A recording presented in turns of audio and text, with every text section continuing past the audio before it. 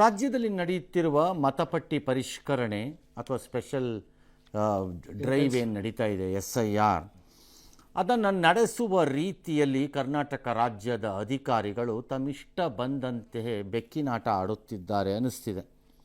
BLOಗಳು ಸರಿಯಾದ ಕ್ರಮದಲ್ಲಿ ಮತಪಟ್ಟಿ ಪರಿಷ್ಕರಣೆಯನ್ನು ನಡೆಸದೆ ಗುಂಪಲ್ಲಿ ಗೋವಿಂದ ಮಾಡುತ್ತಿದ್ದಾರೆ.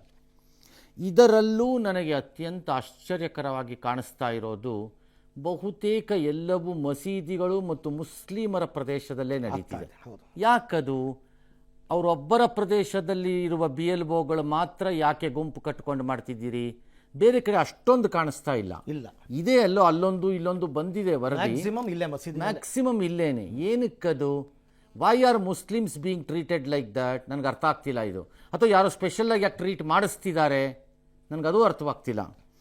ಏನೋ ಗುಂಪು ಕಟ್ಟಿಕೊಂಡು ನಡೆಸ್ತಿದ್ದ ಬಗ್ಗೆ ನಿನ್ನೆ ಕುಮಾರಸ್ವಾಮಿ ವಿಡಿಯೋ ಕೊಟ್ಟಿದ್ದರು.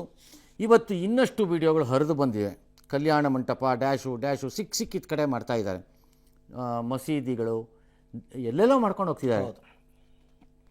SIRಗೆ ಹೀಗೆ ಮನೆಗೆ ಹೋಗಿ ನಡೆಸಬೇಕು ಅಂತ ಸೂಚನೆ ಕೊಟ್ಟರೂ ಅದನ್ನು ಪಾಲನೆ ಮಾಡುತ್ತಿಲ್ಲ BLOಗಳು. ಅಂದರೆ ಅರ್ಥ, ಎಲೆಕ್ಷನ್ ಕಮಿಷನ್ ಎಂಬ ಒಂದು ಸಂಸ್ಥೆ ರಾಜ್ಯದಲ್ಲಿ ಸತ್ತೋಗಿದೆ, ಹೆಣ ಅದು. ಇಲ್ಲಿರುವ ರಾಜ್ಯ ಮುಖ್ಯ ಚುನಾವಣಾ ಅಧಿಕಾರಿ, ಚುನಾವಣಾ ಆಯೋಗದ ಮುಖ್ಯಸ್ಥರು ಇಲ್ಲ ಬೆನ್ನುಮೂಳೆ ಇಲ್ಲ, ಅಥವಾ ಅತ್ಯಂತ ಸಾಫ್ಟ್ ಮ್ಯಾನು. I don't think you are fit to be there. ಹಾಗಾದ್ರೆ ಆ ರೀತಿ ಆದರೆ ಇದು 4-5 ದಿನದಿಂದ ನಡೀತಾ ಇದೆ ಈ ಥರದ ಗಲಾಟೆಗಳು, ಅಥವಾ ಈ ರೀತಿಯ ಆರೋಪಗಳು, ಅಥವಾ BLO ಎಲ್ಲದಕ್ಕೂ ಒಂದು ಕಾಗದ ಬರ್ಕೊಂಡು ಒಂದು ಒಳ್ಳೆ ಟಿಪಿಕಲ್ ಬ್ಯೂರೋಕ್ರಾಟ್ ಥರ ಕೂತಿದ್ರೆ ಆಫೀಸರ್ ಯಾಕೆ ಇರಬೇಕು?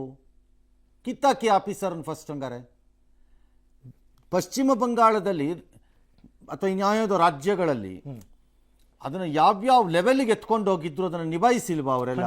ಇಲ್ಲಿ ನಡೀತಿರೋದಕ್ಕೆ ವಿಡಿಯೋ ಕೊಟ್ಟರು ನನಗೇನು ಗೊತ್ತಿಲ್ಲ ಅಂತ ನೀವು ಒಂದು ಕಾಗದ ಬರೆದು ಕೂತಿದ್ರೆ ರಾಜ್ಯ ಚುನಾವಣಾಧಿಕಾರಿ, ನೀವೇನು ಮಾಡ್ತಾ ಇದ್ದೀರಿ? ಕೇಂದ್ರ ಚುನಾವಣಾ ಆಯೋಗ ಆದರೂ ಏನು ಮಾಡ್ತಿದೆ? ಪಶ್ಚಿಮ ಬಂಗಾಳದಾದರೆ ಸುಪ್ರೀಂ ಕೋರ್ಟ್ಗೆ ಹೋಗಿದ್ದೇನು, ಪ್ರೆಸ್ ಕಾನ್ಫರೆನ್ಸ್ ಮಾಡಿದ್ದೇನು, ನಡೆಸಿದ್ದೇನು, ಇಲ್ಲೇನು ಕತ್ತೆ ಕಾಯ್ತಾ ಇದ್ದಾರೆ? ಹಂಗಾರೆ ಕರ್ನಾಟಕ ಯಾಕ್ರಿ ಸುಮ್ಮನೆ